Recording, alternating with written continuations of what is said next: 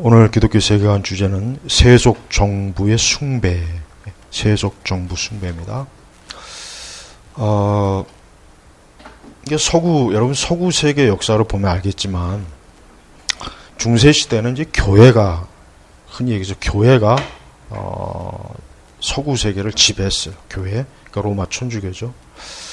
그리고 또 뭐 종교개혁 이후도 로마 남유럽과 동유럽은 로마 카톨릭이 어떻게 굉장히 영향을 많이 미쳤고, 서유럽, 북유럽은 루터교나 또 그러니까 종교개혁 이후에 이제 개신교 분파들이 이제 골고루 북유럽과 이렇게 좀 많이 영향을 미쳤죠. 그러니까 그 시대에는 정부의 힘보다는 교회의 힘이 컸어요.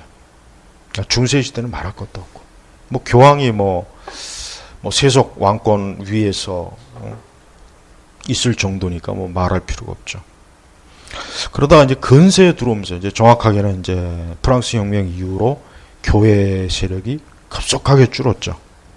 그 뒤부터 이제 교회는 이 세속 권력보다는 그냥 종교 권력으로만 거의 제한된 그러한 상황이었고, 그리고 이제 이 세속 정부가 이제는 어때요? 모든 사람들의 그 삶에 영향을 미치는 그런 사실은 환경이 이제 변화가 된 거예요. 그러니까 그 이후로 지금까지 쭉 보면 알겠지만 이제 근대 이후로 들어오면은 이 세속 정부가 어떻게 보면 또 하나의 거대한 종교처럼 사람들의 영향을 미쳐요. 지금 당장 우리나라도 봐요. 우리나라도 어떤 정권이 바뀔 때 그 정부가 행하는 정책이 피부와 직접적으로 닿잖아요. 그러니까 그게 사실은 좀 좋은 게 아니거든요. 그러니까 완만하게 이 사회와 이게 사회가 움직이고 그래야 되는데 자칫 잘못하면 이제 이게 급격한 변화를 통해서 개개인의 삶, 사회의 어떤 계층 간에 막 이게 지금 뒤죽박죽이 되니까 지진이 일어나는 거죠. 그러다 보니까 어때요? 정부를 숭배하게 되는 거예요. 우리가 알아야 될 것은, 물론 세속 정부는 하나님께서 일반 섭리의 관점에 세운 건 맞지만 자칫하다 보면 이 정부가 또 하나의 종교적 그 기능을 할 정도로 막강해서 사람들을 좌지우지할 그런 상황이 현대 사회의 특징입니다. 미국도 그렇죠. 미국도 뭐 과거에 1960년대까지는 교회가 굉장히 그 사회에 영향을 많이 미쳤는데, 그 이후로는 이제 정부 자체가 영향을 많이 미치고 교회의 영향은 점점 줄어들어요. 그러다 보니까 미국이란 나라가 반기독교적인 정책과 그런 사회 현상, 문화 현상이 많잖아요. 그만큼 교회는 영향이 줄고 정부의 영향이 사실은 커진 거예요. 그러나 우리가 초대교회 성도들을 보면은 그들은 결코 로마 제국을 숭배하지 않았어요. 그들은 반기독교 정책을 거부했고, 그걸 위해서라면 순교도 기꺼이 감당했습니다. 순교도. 그러나 지금 우리 세대가 그런 반기독교 정책을 위해서 과연 교회가 순교할 수 있겠는가? 내가 볼 때는 좀 극히 어렵지 않겠는가. 물론 지금도 기독교를 핍박하는 그런 극심한 핍박 지역은 교회나 거기 성도들은 강한 믿음과 인내심으로 기도로 그러한 것들을 이겨내지만, 그러나 오늘 우리나라 같이 이렇게 자유민주주의 사회에서는 그 종교의 우리 기독교의 그런 힘과 신앙이 굉장히 약화되어 있어요. 그래서 우리가 초대교회 성도들은 천국을 바라보고 새하늘과 새 땅을 바라봤지만, 오늘 우리 시대의 교회는 그런 새하늘과 새 땅이 아니라 이 지상의 왕국과 이 지상의 세계를 교회가 바라보는 거예요. 그러니까 당연히 많은 교회를 다니는 그리스도인들이 천국을 향하여 가기보단 이 지상에서 어떻게 좋은 사회, 좋은 나라, 좋은 국가가 형성되는가, 거기에 관심을 많이 가져요. 물론 우리가 이 세상이라고 하는 것을 무작정 외면할 수는 없어요. 그렇다고 우리가 무작정 세상을 외면하며 살 수는 없죠. 그거는 좋은 게 아니죠. 그러나 이제 우리가 성도들은 적어도 궁극적으로 이 세상 정부라는 것도 결국 이 세상의 영에 결국은 그 영에 의해서 영향을 받아요. 그러다 보니까 어떤 정부가 지금 현재 같은 현재 이런 우리 시대의 정부라는 게 기독교에 대해서 호의적이지 않잖아요. 반기독교적인 정책도 얼마든지 하고. 그러니까 우리는 자칫하면은 그러한 세상 정부에 굴복해서 우리가 하나님 나라보단 이 세상 정부에 맞는 그런 교회와 그러한 기독교로 형성이 돼갈 우려가 지금 상당히 많이 있어요. 사실 그렇게 돼가고 있고. 그래서 이런 점에 있어서 우리는 이 세속 정부 숭배도 또 하나의 종교라는 거 여러분 알아야 돼요. 왜냐하면 세속 정부도 그 힘이 막강해요. 막강해요. 이번에 우리나라도 경험했잖아요. 예배 시간에 모이지 말아라. 모임 제한. 그러니까 교회들이 거길 따를 수밖에 없는, 따라야 하는 그런 상황이 자꾸 가요. 그러다 보면 당연히 우리도 교회도 이 세속 정부가 하나님보다 더 크게 보이고 이 세속 정부가 더 하나님보다 더 뭔가 강해 보이는 그런 영적 착시 현상을 가지게 돼요. 그럼 우리가 그런 걸 조심해야 됩니다. 자, 이 계시록에서 이 세상은 이 세상 정부는 바빌론입니다. 계시록에서 이 세상 정부가 하는 거 보십시오. 그리스도인들을 잡아다가 죽이고 핍박하고. 계시록은 명확하게 나타나. 이 세상 정부라는 것은 결국 영적으로 바빌론이에요. 그리고 교회는 뭡니까? 천국을 향하여 있고. 우리가 이 세상 정부는 일시적이지만 교회는 하나님 나라 영원해요. 그러니까 일시적인 것과 영원한 이 엄청난 차이가 계시록에 명확하게 나타납니다. 결국은 이 세상이라고 하는 이 바벨론 정부는 무너지죠. 그리고 나서 영원한 하나님 나라가 지속되는 거예요. 그래서 우리가 우리 자신의 이 세속 정부라고 하는 게 우리에게 어떤 영향을 미치는가를 우리가 곰곰이 생각해서 우리가 살아야지. 안 그러면은 교회가 세속 정부에 의해 교회가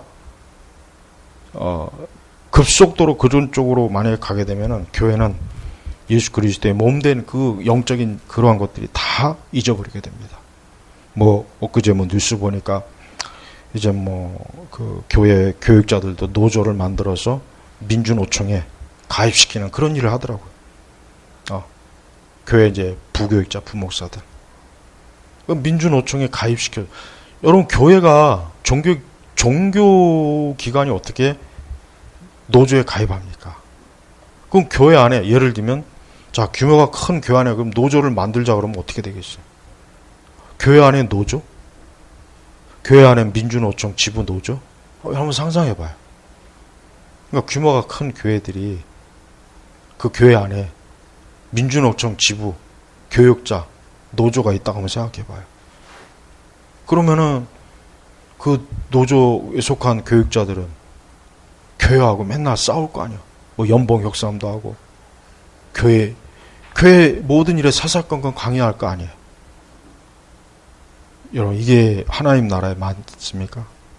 하나님은 맞지 않는 거잖아요. 이게 점차적으로 신앙과 삶 전반에 있어서 영적이며 보이지 않는 천국을 향해 나아가는 그러한 이 교회가 되어야 되는데, 우리 시대 사람들 자체가 어때요? 그런 방향이 아니라 세상 정부가 전능한 위치에서 모든 걸 다 해줄 수 있다. 모든 걸 다 만족시킬 수 있다. 너희들의 행복을 위해서, 너희들의 복지를 위해서 모든 걸 다 해줄 수 있다. 그럼 사람들은 하나님이 아닌 세상 정부를 바라본단 말이에요.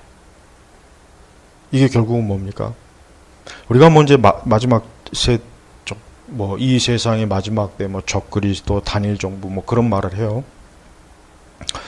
물론 이제 그 부분에 있어서 걸릴 게 좀 있긴 한데, 사실 궁극적으로 마지막에 적그리스도가 세상을 통치하고 지배하는 건 그건 사실이에요.